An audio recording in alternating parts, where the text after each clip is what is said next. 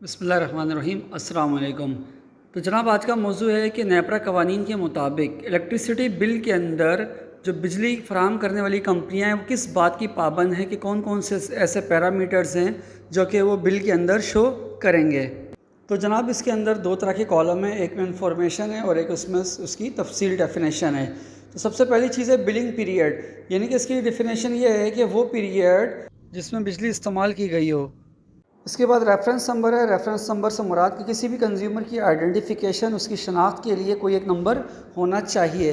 تیسری چیز ٹیرف، یعنی کہ بل کے اندر ٹیرف بھی شو ہونا چاہیے کہ اس کے جو اپرووڈ نیپرا نے کیا ہے اس کی کیٹیگری کیا ہے کنیکشن کی، کہ وہ ریزیڈینشل ہے، کمرشل ہے یا کون سا وہ کنزیومر ہے۔ اس کے بعد سینکشن لوڈ ہے، سینکشن لوڈ سے مراد یہ ہوتا ہے کہ آپ کو کمپنی نے کتنا لوڈ جو ہے وہ استعمال کرنے کی اجازت دی ہوئی ہے، یعنی کہ اس سے اگر آپ زیادہ لوڈ استعمال کریں گے تو کمپنی آپ کو پینلٹی لگا سکتی ہے۔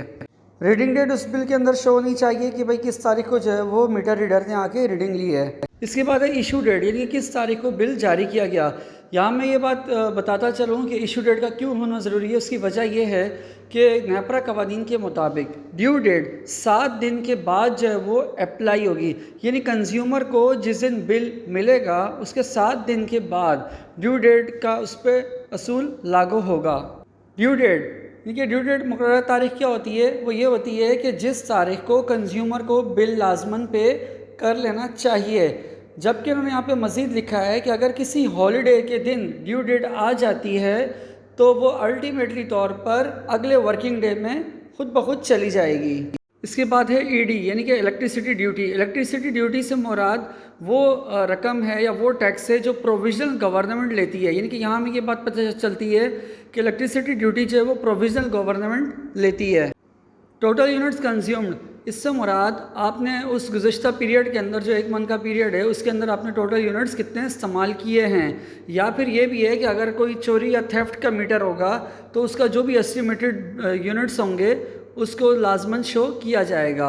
اس کے بعد ہے ٹوٹل کاسٹ آف الیکٹریسٹی، یعنی کہ اس کے بعد انہوں نے یہ ذکر کیا ہے کہ جو اپلیکیبل ٹیرف ہے، یعنی کہ جو ٹیرف اس پر لاگو ہو رہا ہے اس کی ٹوٹل کاسٹ کتنی بن رہی ہے اس کو آپ لازماً شو کریں گے، یا اگر اس میٹر پر چوری کے آثار ہیں تو اس صورت میں بھی ٹوٹل آپ نے یونٹس کی کاسٹ جو ہے وہ لازماً شو کرنی ہے۔ اس کے بعد انسٹالمنٹ، یعنی کہ قسطیں، جس بھی اتھارٹی نے آپ کی انسٹالمنٹ کی ہے وہ لازماً بل کے اندر شو ہونی چاہیے۔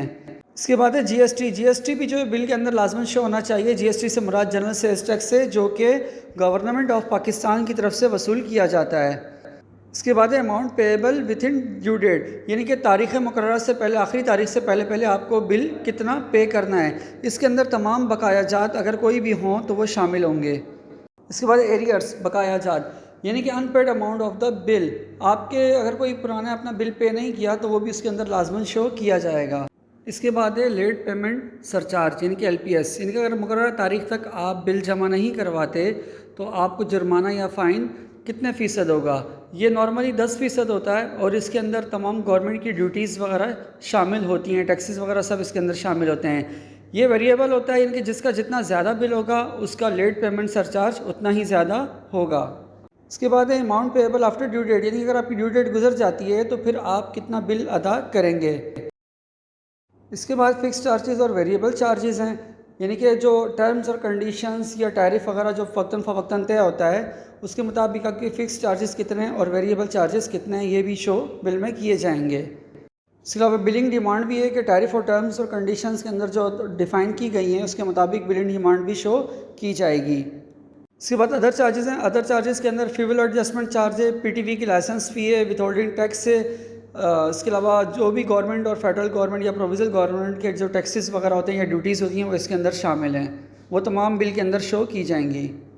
اس کے بعد جو اہم نوٹ لکھا ہوا ہے وہ یہ ہے کہ اگر کہیں پر مجموعی طور پر کہیں ریڈنگ لی جاتی ہے، جن کے 3-4 مہینے کی ایک ساتھ ریڈنگ لی جاتی ہے تو پھر ان کا الگ الگ بل جنریٹ کیا جائے گا۔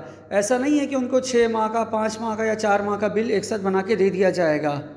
اس میں جتنے بھی منتھس کا مجموعی طور پر بل بنایا گیا ہوگا اس کو الگ الگ منتھ میں ڈیوائیڈ کر کے اس کے یونٹس کو کسٹمر کو بل دیا جائے گا تاکہ اس کو فائدہ ہو، نقصان نہ ہو۔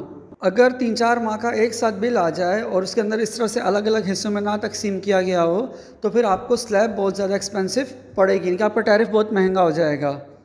سب سے آخری پوائنٹ میں کنزیومرز کو ایڈوائز کی گئی ہے، چاہے وہ رہائشی ہوں یا پھر انڈسٹریل ہوں یا پھر بلک سپلائی کے کنزیومرز ہوں، کہ وہ بل کے پیچھے موجود ہدایات کو بغور پڑھیں۔ اور ڈسٹریبیوشن کمپنیز کو ہدایت کی گئی ہے کہ ان کی ویب سائٹ پہ بل موجود ہونا چاہیے، تاکہ اگر کسی کو مقررہ وقت پر ڈیلیور بل نہ کیا جا سکے تو وہ پھر آن لائن اس کو ڈاؤن لوڈ کر سکے۔ امید ہے نیپرا قوانین پر آپ کو یہ ہماری ویڈیو پسند آئی ہوگی۔ ویڈیو کو لائک کریں، کمنٹس کریں۔ انشاءاللہ بہت جلد اسی سلسلے کی ایک اور ویڈیو اپلوڈ کی جائے گی۔